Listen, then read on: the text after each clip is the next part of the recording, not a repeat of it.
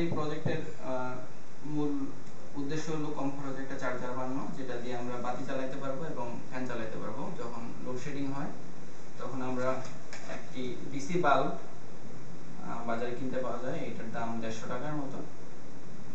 এটার positive negative terminal আছে, এটা আমরা যখন পজিটিভে ধরবো এবং নেগেটিভে ধরবো তখন এটা বাতিটা জ্বলে উঠবে। আবার ফ্যানও চালাতে পারবো। এই ফ্যানটির দাম 500 টাকা। এটাকে আমরা টেবিলে আরাম সুন্দর করে আটকাতে পারবো এবং এটার পজিটিভ নেগেটিভ আমি যখন ব্যাটারিতে ধরবো তখন সেটা বাতাস দেবে এবং বেশ ভালো বাতাস হয় এবং এটা অটোমেটিক মুভ করে।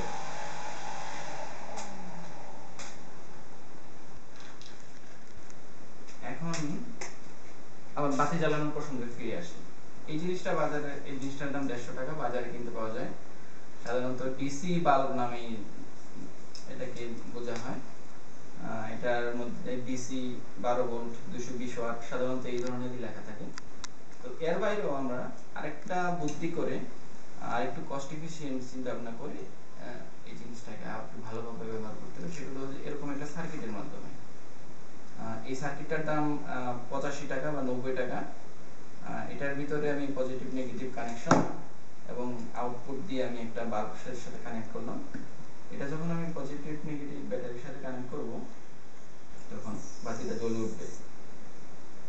তো আমি এই বাতিটা ইউজ করার একটা বিশেষ সুবিধা পাওয়া যায়, সেটা হলো এই বাতিটার দাম অ্যাকচুয়ালি কোনো দাম নাই। এই বাতিটা সাধারণত একটা নষ্ট বাতি। এখন আপনি বলতে পারেন আসলে নষ্ট বাতি আপনি কিভাবে জ্বালাচ্ছেন? নষ্ট বাতিটা আসলে এটা শুধুমাত্র ফিলামেন্টটা ইউজ করা হচ্ছে। এটার যে ভোল্টেজটা এখান থেকে আউটপুট হচ্ছে সেইটা এটা ফিলামেন্টকে জ্বালাচ্ছে। আপনি এই বাতিটা আমি যখন খুলি তখন আপনি দেখলে বুঝতে পারবেন এটার ভিতরে অ্যাকচুয়ালি কোনো সার্কিট নাই। আমি জাস্ট ফিলামেন্টটাকে এটার ভিতরে কানেক্ট করে দিয়েছি। দেখেন এখানে কোনো সার্কিট নেই, জাস্ট একটা ফিলামেন্ট কানেক্ট করা হয়েছে।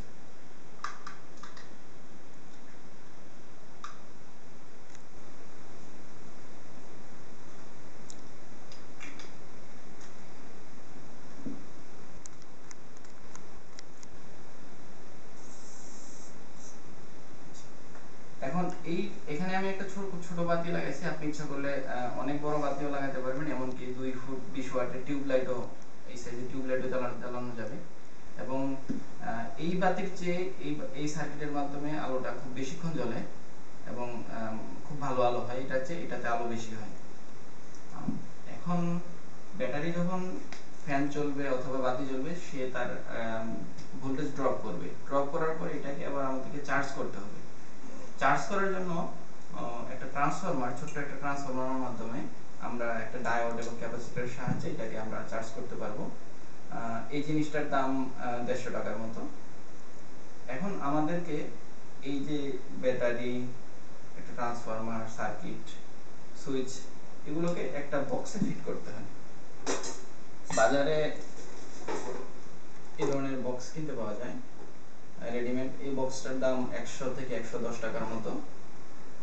এই বক্সে সাধারণত আমরা সবগুলো জিনিস, এই ব্যাটারি, সার্কিট এবং ট্রান্সফরমার সবগুলোই বসাতে পারবো। তবে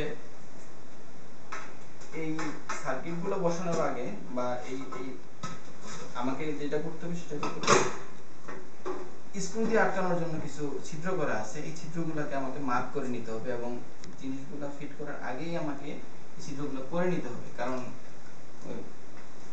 পরে আবার ছিদ্র করা যাবে না। সেক্ষেত্রে আমাকে আগেই একটা পার্মানেন্ট মার্কার দিয়ে একটা মেজারমেন্ট নিয়ে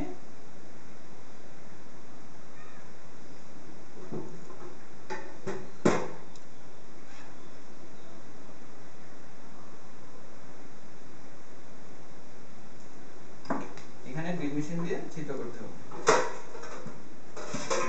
এটার দুটো পার্ট, একটা হলো কভার আটকানোর জন্য, আর এই জিনিসটার ভিতরে সাধারণত আমার যন্ত্রপাতিগুলো বসবে।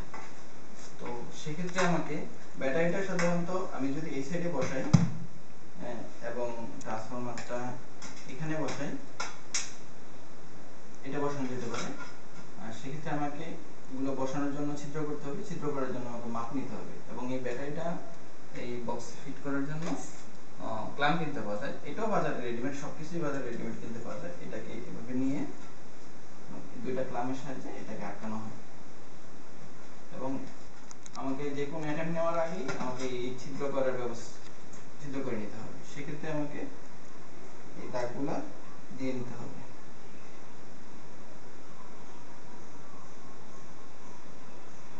এবং এই ট্রান্সফরমারটা বসানোর জন্য আমাকে দাগ নিয়ে ছিদ্র করে নিতে হবে। এবং আমি যদি চাই যে আমি ডিসি বাল্ব না জ্বালে সার্কিটের মাধ্যমে যে কোনো বাতি জ্বালাবো, সেক্ষেত্রে আমাকে ট্রান্সফরমার, ব্যাটারি এবং এই সার্কিটটা বসানোর জন্য আমি সার্কিটটা এখানে বসাতে পারি। তো এই সবগুলো বসানোর আগেই সবগুলোই আমাকে বসাতে হবে।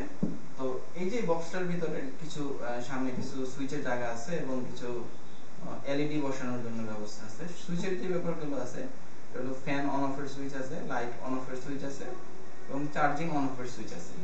এবং পিছন দিক দিয়ে একটা ডিসি বাল্ব জ্বালানোর আউটপুট আছে এবং একটা ফ্যান, ডিসি ফ্যান জ্বালানোর আউটপুট আছে। এবং আমাকে যদি এই সার্কিটটা ইউজ করতে হয়, সেক্ষেত্রে আমাকে একটা এডিশনাল ছিদ্র করতে হবে, যেটা আমি আশেপাশে করতে পারি। এবং এই সকেটটা হলো সাধারণত এসি ইনপুটের জন্য সকেট।